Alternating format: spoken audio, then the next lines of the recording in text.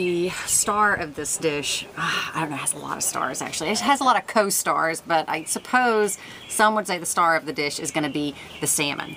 I've said this before in some of my other recipes, but try and get US, try and get wild, or Canadian salmon's great.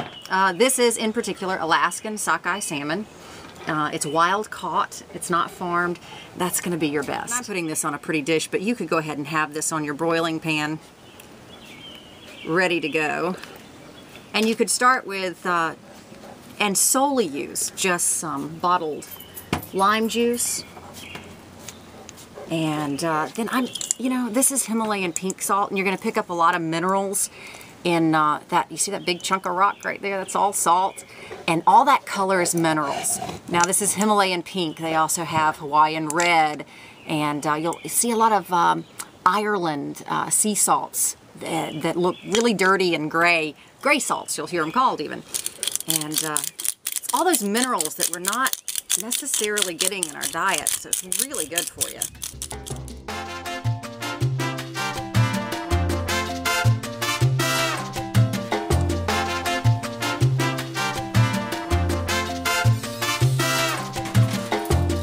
All right, Angus, you ready? Okay, we have the ingredients for the mango salsa. I got my helper over here who's not allowed to put his paws in the kitchen. And let's talk about how we're going to put this salsa together. So if you got the issue of Belle Magazine, you have the recipe in front of you. These are the ingredients right down here. We're going to start with taking the peeling off of the mangoes. I found some great, these are organic mangoes, but they are the perfect ripeness. You're seeing the greens and the reds, but it's got just a little bit of give to it. Not too mushy, not so firm it's not ripe. These are going to taste great. Got some cilantro here. I have the jalapeno peppers, which you can, if you want it mild, don't use the seeds. If you want it really piping hot, leave those seeds in there. And I don't have a red onion, so I'm going to substitute a regular onion. It won't be as colorful or pretty, but it'll taste just fine.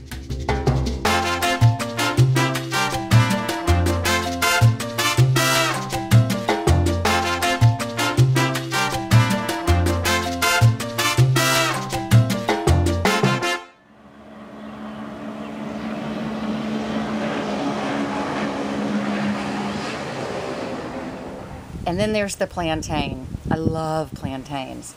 There's a restaurant in Greenville that makes banana bread, but they make it out of plantains, and I wish I could remember which restaurant that was. Somebody will have to let me know. This is how I like to cut them to fry them up. You could do them in little silver dollars if you wanted to. But if you cut them like this, then that peel, a little tougher than a banana as you can tell, is going to peel away. And what you have is a much starchier subject than you have with a banana. It's got a great smell. There is a little bit of banana to it, but it's really its own thing. And so you can take this and you can fry it in just a little bit of oil. Sometimes I'll use coconut oil. I find that to be really good. And you just want to fry it till it's got some color on the top, and it's a fork will go through it, so it's soft. And you can of course add a little salt to it. When you take it out from frying, if you want to be really bad and dust it with some powdered sugar, I assure you, you will not be complaining.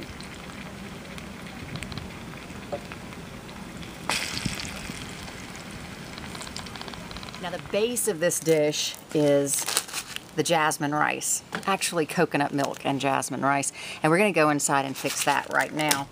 And then the next layer to this dish that you have found in this month's issue of Belle Magazine, thank you very much, Miss Allison Storm. Oh, I should say Allison Lowry. That's her married name. Shows how long I've known Allison. Is the black beans. And I'm starting with a canned black bean, and it's okay. It turns out just fine. Those beans have so many layers of flavors in them. That's going to be good. We'll just continue to let that chill for a while.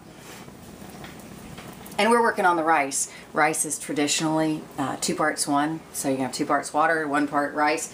Go ahead and fix it the way you normally would, but we're not using regular rice, we're using jasmine rice. Jasmine rice has a floral, a sweet, wonderful smell to it. If you ever try jasmine rice, it is hard to go back to the other. That's just according to package right there. Here's where we're going to make things special. Coconut milk. I don't mean the kind of coconut milk that you get in the dairy section that you drink because it's really watery. I'm talking about the really, look at the cream right there. That is the fats from the coconut. So it'd be like a butter, but a little bit better for you. They do make a light coconut milk, but we're going all out. And you're gonna see that it's got the heavy fat at the top, and there's more of the milk that you would find in the middle of the coconut at the end. We're gonna put a whole can of this in here, and we're gonna let this rice just chill out and forget what they ever said about you don't want sticky rice, because this is gonna be a creamy, delicious rice. And yeah, that means a little bit sticky, but it's supposed to be.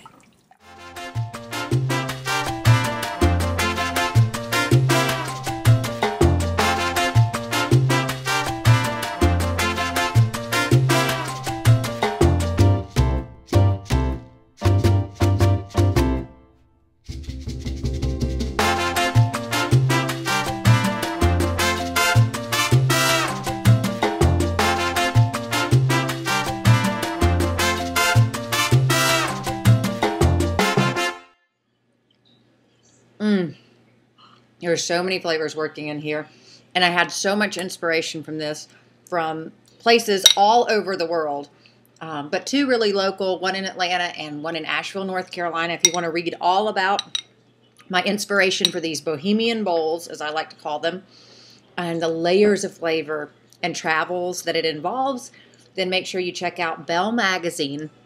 It's June edition because that's what this recipe is in. You want to know my story? It's probably a lot like yours.